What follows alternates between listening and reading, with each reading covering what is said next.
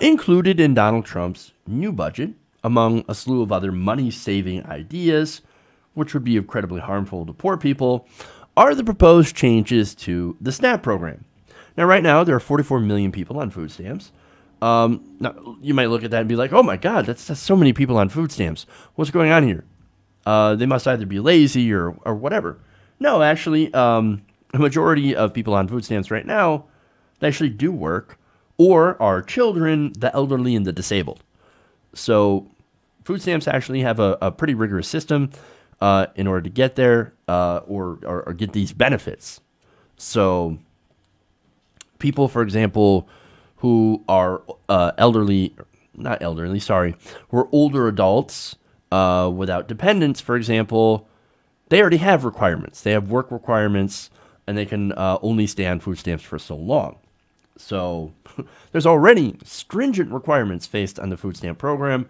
And yet, of course, there's this pervasive myth that, oh, no, everybody on food stamps, for example, half the people are young buck, just regular people that could go out and get a job, but they choose not to so they can get free government handouts. Yeah, I always love that nice little myth because it's not based in reality. Now, Trump's proposed changes to the food stamp program outlined in his new budget would impact over 80% of recipients to the program. So this would be a major change. So let me get into the details of what that change actually means. According to NPR, Trump's proposal would require people who receive at least $90 a month from the program to get about half their benefits in the form of a USDA food package, rather than by purchasing the food themselves. So you get a food box. Instead of getting money put on your bridge card or wherever, right, you get a food box. Now, the package recipients would be given would not include fresh fruits or vegetables. Instead, the packages would consist of shelf-stable milk, ready-to-eat cereals, pasta, peanut butter, beans, rice, and canned fruits and vegetables. So, hey man, look, there's your food box. Wonderful. Now, the White House's proposal, they said, would reduce government spending on SNAP by $129 billion over the next 10 years, combined with other proposed changes to the program, basically tightening eligibility requirements yet again. And the changes would shrink SNAP's budget by $213 billion over the same amount of time, which equals about to a 30% reduction. Hey, poor people, I bet you can't wait to get your government food box. Look, I'm actually kind of surprised that government cheese isn't included. You'd think it would. But I guess maybe they're too cheap to throw in cheese. So, look, basically what this is doing is they're cutting spending, right? Now, this is something that Republicans love to do for social programs. But what they're also doing is limiting people's options and putting on an additional stigma to recipients of the program. Now, I want to give you a quote here from USDA head Sonny Perdue. He says, he says this is a bold, new, innovative approach, right? But in reality, this is Sonny Perdue and the USDA and the Trump administration, Republicans, telling you that, hey, if you're poor, we don't trust you to make your own decisions. We don't trust you to make your own food choices because some of you might buy soda. Here's what we're going to do. We're going to give you your food and you're going to like it. So, again, that's a stigma, right? Because they're saying that these people, since they're on this program, they're irresponsible and they can't make their own food choices. Because only irresponsible people ask for government help during tough times. Because only irresponsible people have tough times. That's what they're saying. Now, I have to remind you that 44% of people who rely on SNAP have at least one family member in the household that actually works. In homes with children, that number goes up to 55%. And look, according to the Center for Budget Policy and Priorities, the average family actually exists on SNAP for less than a year. In fact, more than 80% of recipients work in the year before or after receiving SNAP. So this is people who are basically in between jobs, right? Or they do go through some tough times, or they have some medical issues. It's like, oh man, I guess I'm going to have to go and apply for food assistance for a short while until we get back on our feet. But here's the USDA saying, no, you're going to get it, but we think you're irresponsible. We think you're lazy. So we're going to pick out half your food for you and send it to you in a box.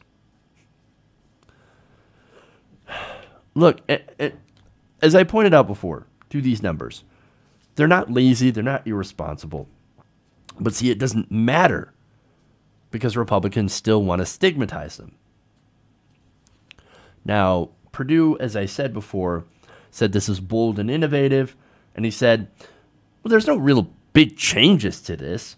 It maintains the same level of food value as SNAP participants currently receive, provides states flexibility in administering the program, and is responsible to the taxpayers.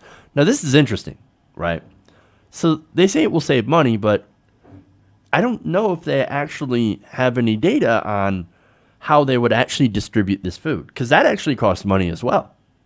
You would need distribution centers, people for making these deliveries. You would have to have people that would go out and purchase these meals and put these boxes together, send them out, etc. So you're creating a whole new distribution system for the 44 million people who will be on food stamps.